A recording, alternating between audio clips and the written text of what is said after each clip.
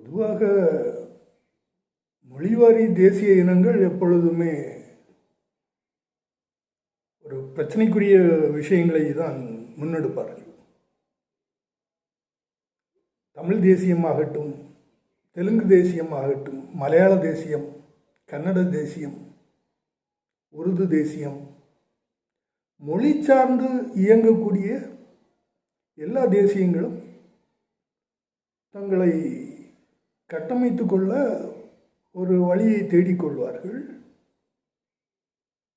வீட்டில் ஒரு மொழியை பேசுவது, வெளியே வந்தால் ஒரு மொழியை பேசுவது என்று தொடங்கி பல வியூகங்களை அவர்கள் உருவாக்கி கொள்வார்கள். வியூகம் இல்லாத எந்த தேசிய இனமும் இருக்காது. அந்த சூழலுக்கேற்ப தங்களை உருவாக்கி கொள்வது வழக்கத்தில் இருக்கிறது. எம்ஜிஆர் மலையாள தேசியத்தைச் சேர்ந்தவர் என்று சொல்லப்படுகிறது. இதில் பிராமணர்கள் என்பது மொழி சார்ந்த அடையாளமா அல்லது இனம் சார்ந்த அடையாளமா அல்லது ஜாதி சார்ந்த அடையாளமா என்பது இங்கு தெளிவான தகவல் இல்லை. அதுவும் குறிப்பாக தமிழ்நாட்டில் போகிற போக்கில் தான் எல்லாவற்றையும் சொல்லிக் கொண்டு போகிறார்கள். பிராமணர்கள் ஒரு தேசிய இனமாக இருக்கட்டும், ஓகே. அவர்கள் தேசிய இனம் என்று அறிவித்து விட்டால் மொழிவாரி தேசிய இனமாக வைத்துக் கொள்ளலாம். அவர்களுக்கான மொழியை சார்ந்து அவர்கள் இயங்கிக் கொள்கிறார்கள் என்று வைத்துக் கொள்ளலாம். திடீரென்று அவர்களை ஜாதிக்காரர்களாக மாற்றுவது புரிந்து கொள்வதற்கும் சித்தாந்தங்களை படித்து வருவதற்கும் எளிமையாக இருக்காது. எம்ஜிஆரை இயக்கியது பிராமணர்கள் என்று சொல்வதெல்லாம் சொல்ல இயலுமா என்பதை நாம் யோசிக்க வேண்டும். அது கிட்டத்தட்ட பலரும் சொல்லிவிட்டார்கள். இங்கே தேசிய கட்சிகள் என்பவை எப்பொழுதுமே பிராமணர்கள் இருந்து வந்திருக்கிறார்கள். நான் தேசிய கட்சி என்று சொல்வது காங்கிரஸ் மற்றும் பிஜேபி, சில கம்யூனிஸ்ட் கட்சிகளையும் தேசிய கட்சிகளாக பார்க்கிறோம். அவைகள் இக்காலத்தில் மாறியிருக்கின்றன என்பது எல்லோருக்கும் தெரியும். இருந்தாலும் அவர்களையும் தேசிய இனமாக தேசிய கட்சியாக பார்க்க வேண்டும். கம்யூனிஸ்டுகளை தேசிய கட்சிகளாக பார்த்தால் அங்கே கேரளத்தில் பல முன்னணி தலைவர்கள் எல்லாம் பிராமணர்கள் என்பது எல்லோருக்குமே தெரியும். ஒரு சொல்லாடலை கட்டமைக்கும் போது பிராமணர்கள் அல்லது எதிர் பிராமணர்கள், பிராமணர் அல்லாதவர், அப்படி கட்டமைக்கலாம். அல்லது இந்த ஜாதி வர்சஸ் இந்த ஜாதி என்று கட்டமைக்கலாம். அல்லது சண்டையிட்டுக் கொள்ளும்போது மொழி சார்ந்த அடையாளங்களை முன்னிறுத்தி சண்டையிட்டுக் கொள்ளலாம். தமிழ்நாடு என்பது பல மொழி தேசத்தவர்களும் புழங்கி வரக்கூடிய இடமாகத்தான் இருக்கிறது. இங்கே அவர்கள் அரசியலிலும் பலர் செல்வாக்கு பெற்றவர்களாக இருக்கிறார்கள். தெலுங்கு மொழி பேசுபவர்கள் அதிக செல்வாக்கோடு இருந்த காலகட்டங்களும் இருக்கின்றன. மலையாளம் மொழி பேசுபவர்கள் அதிக காலகட்டம் ஆட்சி செய்ததாகவும் சொல்லப்படுகிறது. இதெல்லாம் ஒரு நடைமுறை தான். இதை மாற்றி அமைக்க வேண்டும் என்று சிலர் விரும்பலாம். நடைமுறைக்கு சாத்தியமா என்பது பிற்காலத்தில் தெரிய வரும். பொதுவாக இங்கே தேர்தல்கள் மூலம்தான் அதிகாரம் கட்டமைக்கப்படுகிறது என்று சொல்லப்படுகிறது. அப்படி ஒன்றும் இல்லை. அதிகாரம் ஏற்கனவே இயங்கிக் கொண்டுதான் இருக்கும். தேர்தல் வரைக்கும் அவர்கள் என்ன சும்மா இருக்க மாட்டார்கள். தேர்தல் வரைக்கும் பல விஷயங்கள், பொழுதுபோக்கு விஷயங்கள். தமிழ்நாட்டில் ஏற்கனவே சித்தாந்த குழப்பங்கள் பலருக்கும் இருக்கிறது. பிராமணர்களை இன்னும் அவர்களை இனமாகவும் அடையாளப்படுத்தவில்லை, மொழி சார்ந்தும் அடையாளப்படுத்தவில்லை. பிராமணர்கள் என்ற சொல்லை மட்டும் வைத்துக்கொண்டு விளையாடி கொண்டிருக்கிறார்கள். பிராமணர்கள் வெர்சஸ் தமிழ் தேசியம் என்று வேண்டுமானால் சொல்லலாம். பிராமணர்கள் அதிகாரத்தை வைத்திருந்தார்கள் என்று சொல்லப்படுவது உண்டு. ஆனால் பல இலக்கிய சான்றுகள் அப்படி சொல்லவில்லை. தமிழில் எழுதப்பட்ட பல இலக்கியங்கள் பிராமணர்களை பொருட்படுத்தியதாகவோ அல்லது அவர்களை முக்கியத்துவம் கொடுத்ததாகவோ தெரியவில்லை. பிராமணர்கள் அவர்களுக்கான இடத்தை அவர்கள் பயன்படுத்தி கொண்டார்கள். வேத விற்பனர்களாக இருந்துள்ளார்கள். வேதம் ஓதுவது போன்ற சமய சடங்குகளில் அவர்கள் அதிகம் ஈடுபட்டு வந்துள்ளார்கள். அதற்காகவே படைக்கப்பட்டவர்கள் போன்ற ஒரு இலக்கியங்கள் பல இருக்கின்றன. தமிழ்நாட்டு அரசியலுக்குள் நீங்கள் பிராமணர்களை எதிர்க்க வேண்டிய அவசியம் கிடையாது.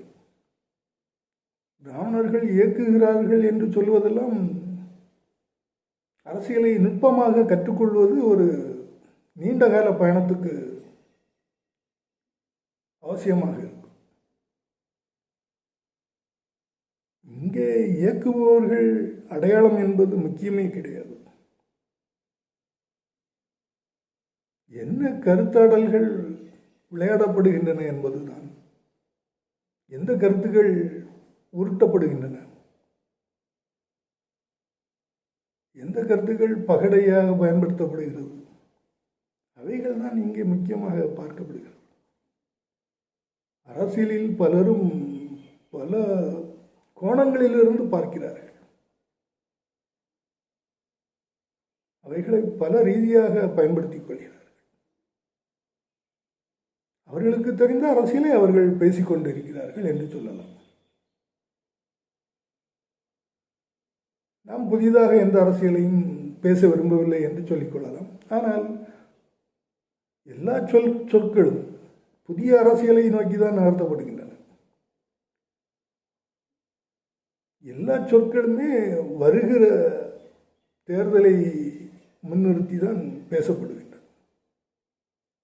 வருகிற 2026ஆம் ஆண்டுக்கான தேர்தல் மிக மிக முக்கியமான தேர்தலாக பார்க்கப்படுகிறது. இங்கே பல சிறிய கட்சிகள் நீர்த்து போய்விடும் என்றெல்லாம் சொல்கிறார்கள். அதில் உண்மை இருக்காது. விளையாடுவதற்கு சிறிய கட்சிகள் என்றைக்குமே அவசியப்படுகின்றன. உருட்டி விளையாடுவதற்கு கூட சிறிய கட்சிகளினுடைய தேவை இருப்பதாக சொல்லப்படுகிறது. அப்படி பார்க்கும்போது சிறிய கட்சிகள் எப்பொழுதுமே இயங்கிக் கொண்டுதான் இருக்கும்.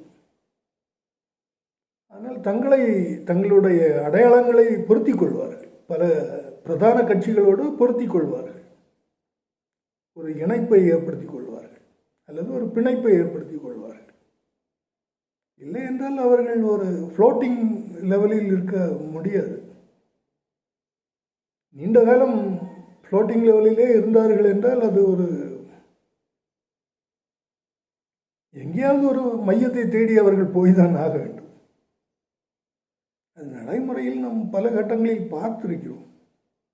இப்பொழுது அது தீவிரமாக பார்க்க இயலும். மொழிவாரி தேசிய இனங்கள் எப்படியெல்லாம் தங்களை தகவமைத்துக் கொள்ள போராடி வந்திருக்கின்றன என்பதும், என்னென்ன வியூகங்களை பயன்படுத்தி தங்களை தக்க வைத்துக் கொண்டன என்பதும் ஒரு அரசியல் விளையாட்டுகளை கூர்ந்து கவனிப்பவர்கள் எப்பொழுதுமே சொல்லக்கூடிய ஒரு உண்மைதான். சிலர் தங்களை அடையாளப்படுத்திக் கொள்வதற்காக தேசிய இனம் எது என்றும் மொழி தேசியம் எது என்றும்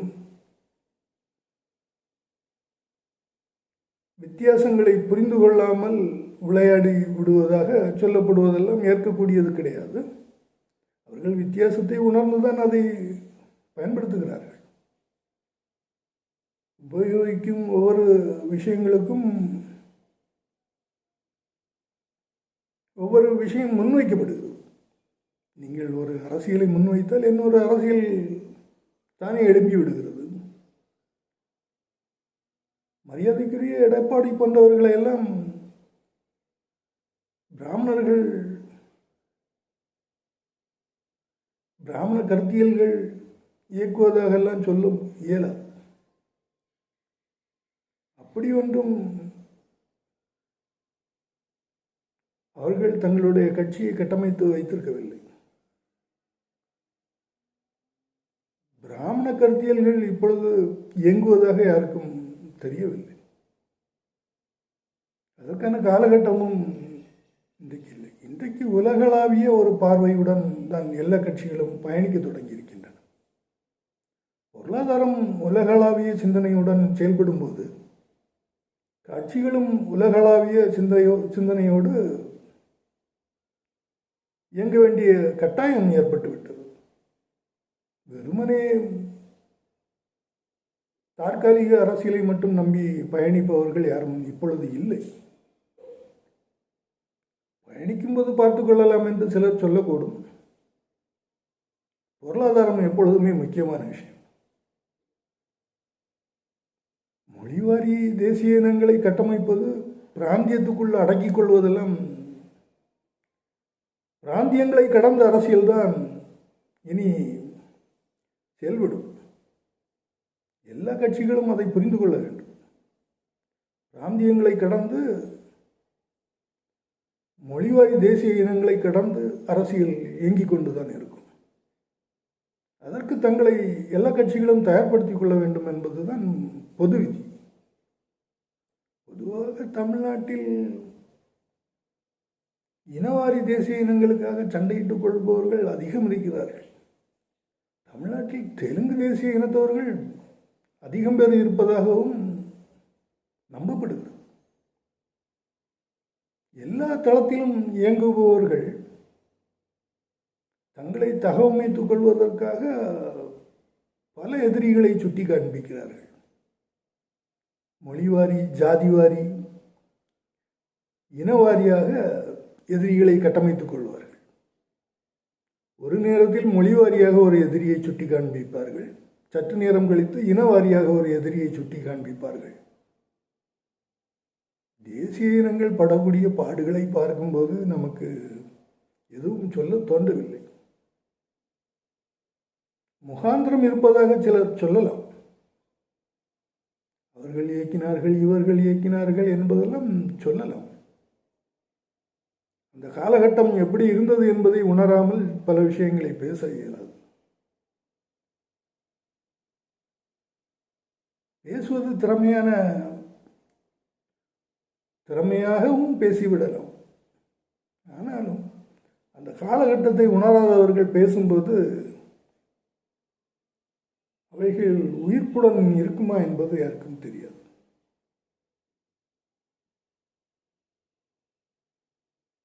மொழிவாரி தேசிய இனங்களை நாம் எதிர்கொள்ள வேண்டிய நேரம். ஆனால் ஒன்று, பிராமணர்கள் ஜாதியா, இனமா, மொழி ரீதியாக கட்டமைக்கப்படுகிறார்களா என்பதை உறுதி செய்துவிட்டு தான் நாம் கடந்து போக வேண்டும்.